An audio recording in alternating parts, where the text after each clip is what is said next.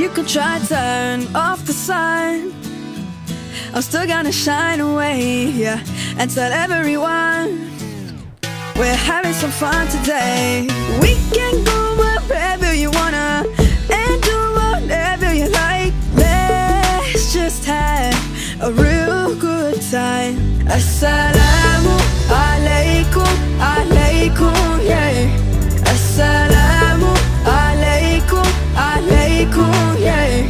Assalamu alaikum, alaikum, yeah.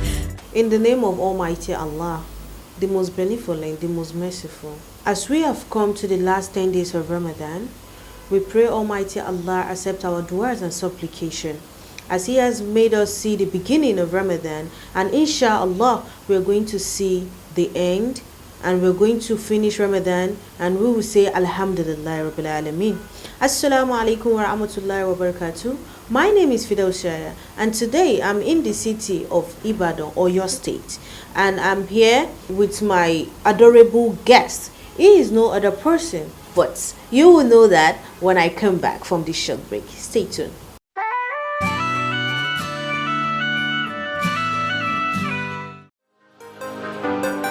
Welcome to Signature Global Real Estate LLC. My name is Dr.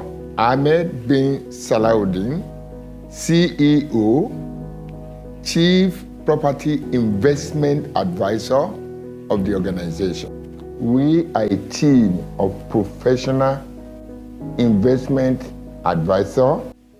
I've been in real estate business over decades, speaking 10 different languages, including but not limited to Arabic, English, Hindi, Chinese.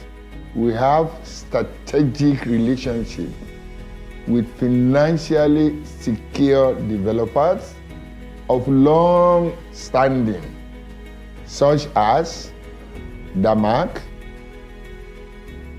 IMA, Sobha, adhering strictly to Dubai Land Department bylaw number 85 of 2006.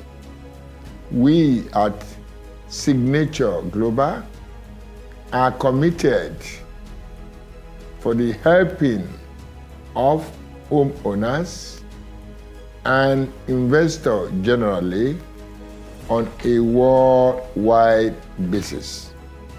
In consequence of the foregoing, therefore, please feel free to join me on this informative journey.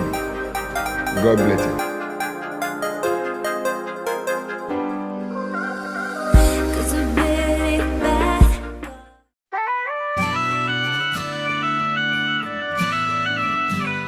Dr. Isiak Olayinka Omotosho was born in Ibadan, the capital of Oyo State. He is from Oyo State, Ibadan to be precise.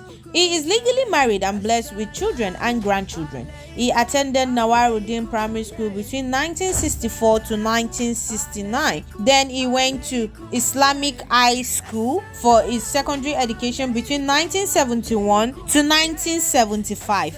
Often at Division 1 to his providence, he decided to go to be trained. He was admitted into the School of Medical Laboratory Science, then School of Medical Ray Technology in Ibadan, UCH, between 1977 and 1981, where he obtained his certificate and was registered as an associate member of the Medical Laboratory Council of Nigeria.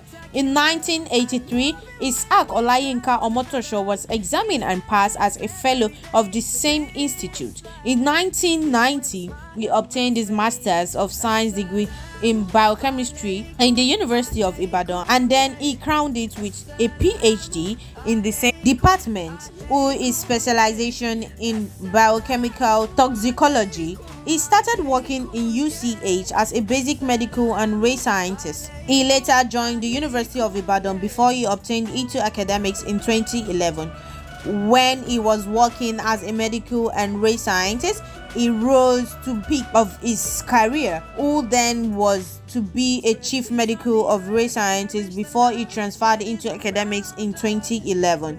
Is intend to develop biomarkers of toxicity, especially as various formulas. He is also interested in medical research.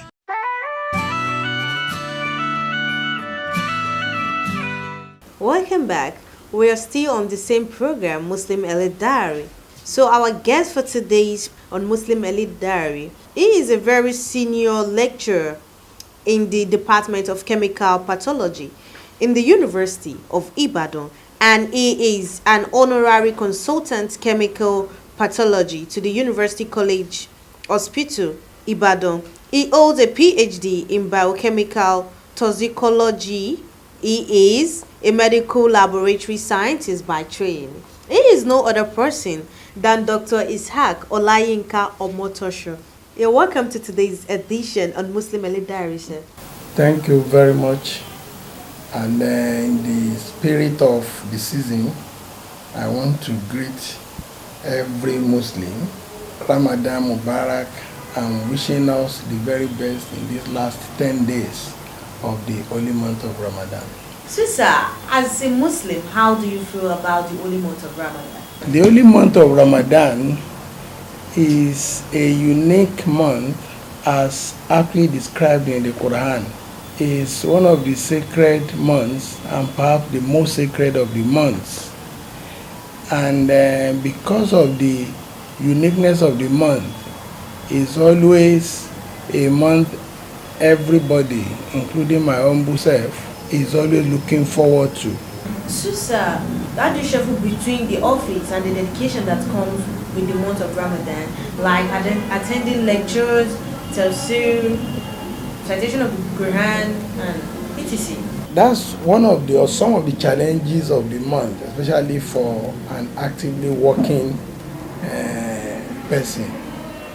In the past, what I used to do was my annual leave usually fell into the month. So invariably, the official commitments of work will be reduced to the strict emergencies. However, when one reaches the kind of level I am, there is nothing you can do. One may not be able to be fully on leave. Like, you can imagine, despite the fact that there is a strike, I've had to be coming to the office almost every day since the strike started, because I have postgraduate students that I need to supervise, I have papers I need to work on, I have other commitments that cannot just wait. So the challenge of the month is being able to marry your normal schedule with the tight schedule of the month, because usually the month is usually packed with lots of activities.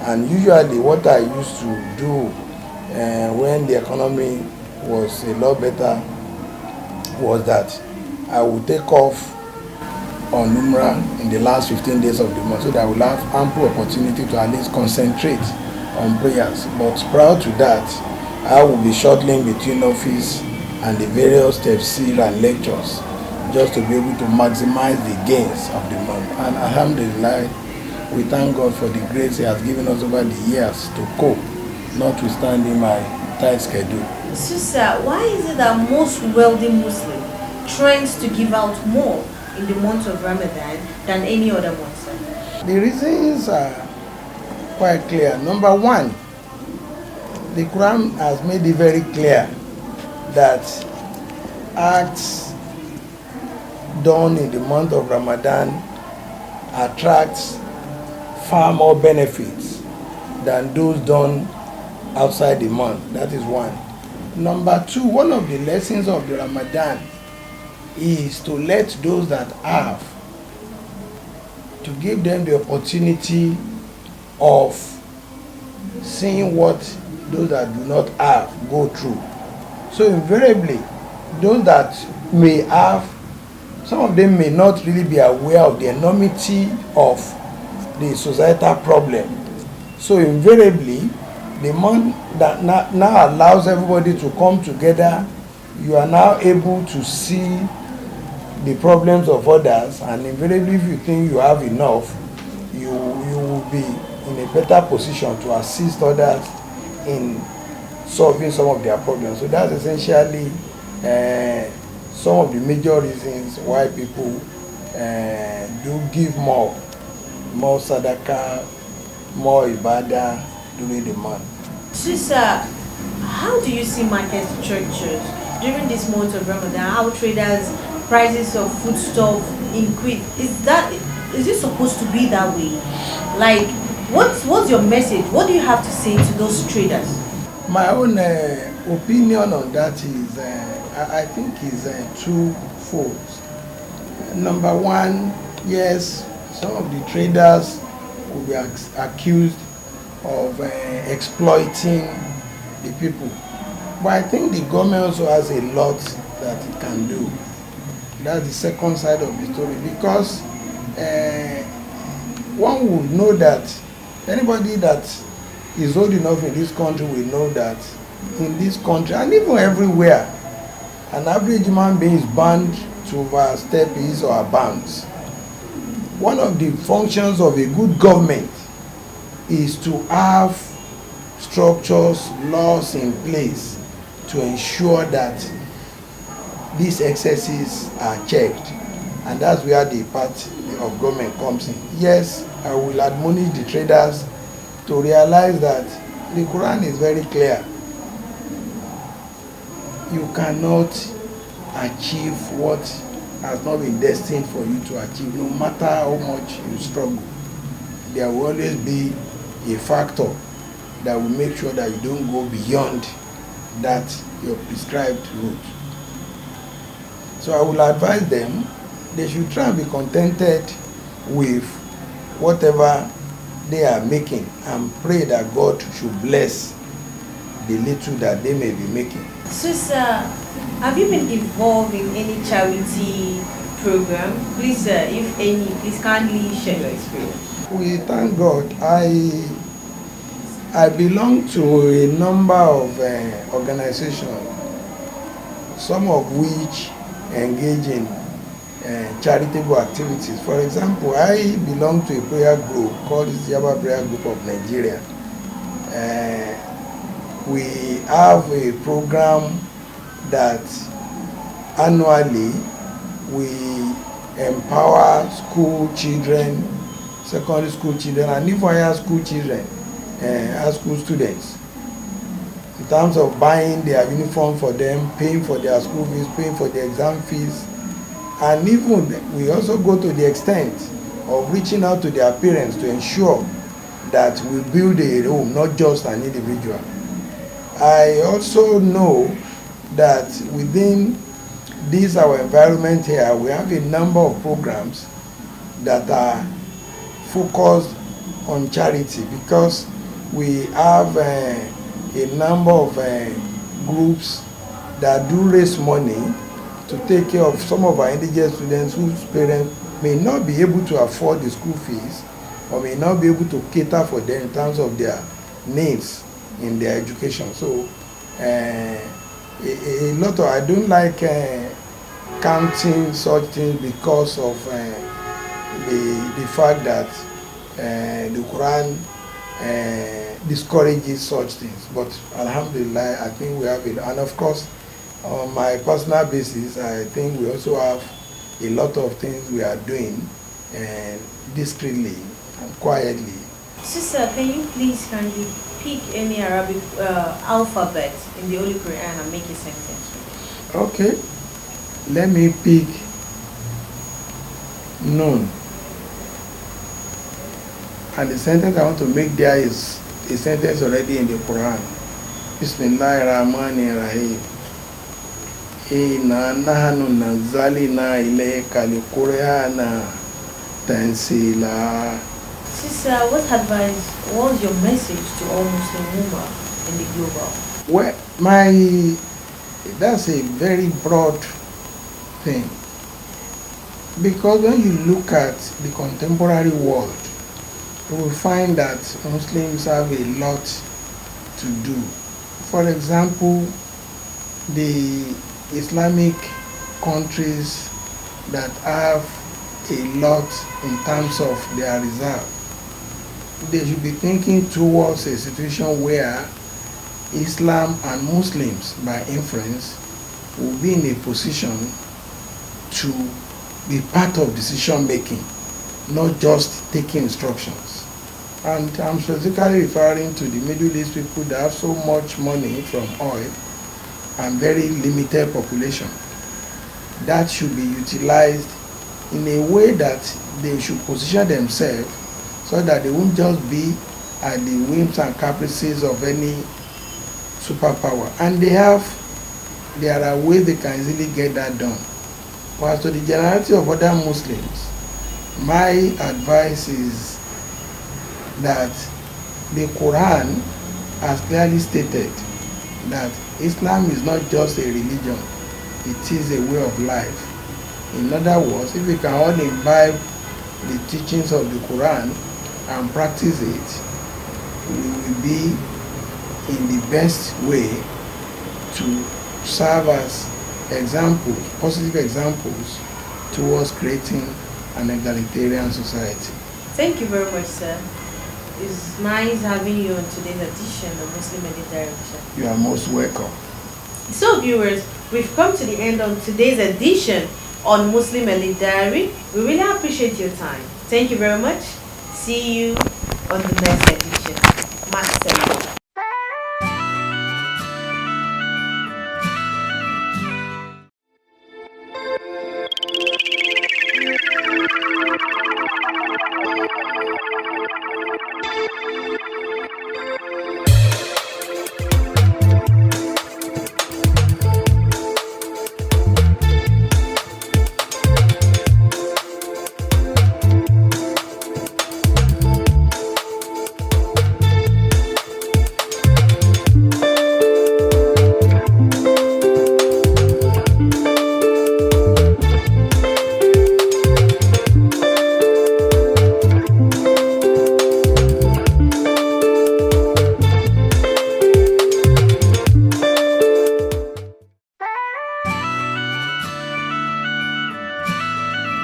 Hello my viewers, you are welcome to Holistic Apps International. My name is Dr. A.S. Dasola. As we all know, we are in the month of Ramadan and Almighty Allah made it mandatory for all Muslims to fast during the month of Ramadan. But there are exceptional cases. If you are children and you are underage, you are not allowed to fast during the month of Ramadan. If you're a pregnant woman and you are not capable of being fasting during the month of Ramadan, Almighty Allah did not compulsory for those of you, and aged ones like our fathers who are above 90 years, 100 years, if they are not capable to fast, there's no sin to that. And if you are mentally derailed or medically unfit to fast during the Ramadan, it's not compulsory. All you needed to be doing is to feed the less privileged one in the community so as you can gain the reward of being fasting as a Muslim. And during the month of Ramadan, as we all know, the Ramadan is very, very compulsory. We should all endeavor to fast, and the fasting starts from what we put in our mouth, what we are saying. You should not be saying rubbish during the month of Ramadan. You should not be, walk to a place where you be seeing something that is unlawful. And during the month of Ramadan, we should all, stay calm. There should be no fighting, there should be no argument, there should be no any form of quarreling that will lead to fighting, which Almighty Allah has forbidden during the month of Ramadan. Even after the month of Ramadan, you should not engage in violence. As we all know, Islam embraces peace and unity. Have a wonderful time and bye for now.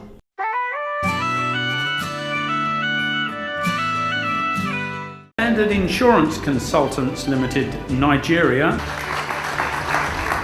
Looking for insurance brokerage firm with integrity, trust and credibility? Contact Standard Insurance Consultant Limited today.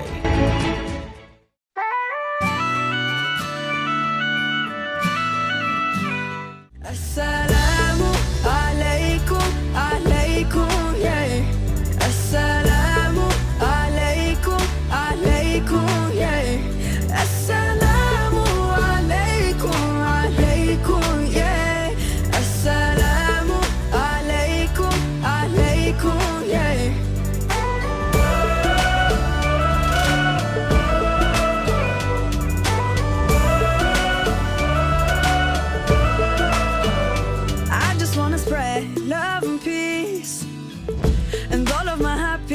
us, yeah.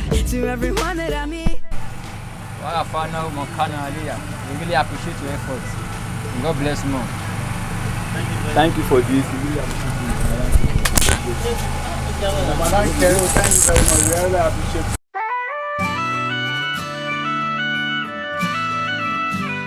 اسمي إبراهيم الكتاب في المدرسة الإسلامية الحربية. أعوذ بالله من الشيطان الرجيم. بسم الله الرحمن الرحيم. سبح اسم ربك الأعلى الذي خلق فسوى والذي قدر فهدى والذي أخرج المرعى فجعله غثاء أحوى سنقرئك فلا تنسى إلا من شاء الله إنه يعلم الجهر ما يخفى فنيسرك لليسرى فذكر إن نفعت الذكرى سيذكر من يخشى ويتجنبها الأشقى الذي يصلى نار الكبرى ثم لا يموت فيها ولا يحيا قد أفلح من تزكى وذكر اسم ربه فصلى بل تؤثرون الحياة الدنيا والآخرة خير وأبقى إن هذا لفي الصحف الأولى صحف إبراهيم وموسى صدق الله مولانا العظيم.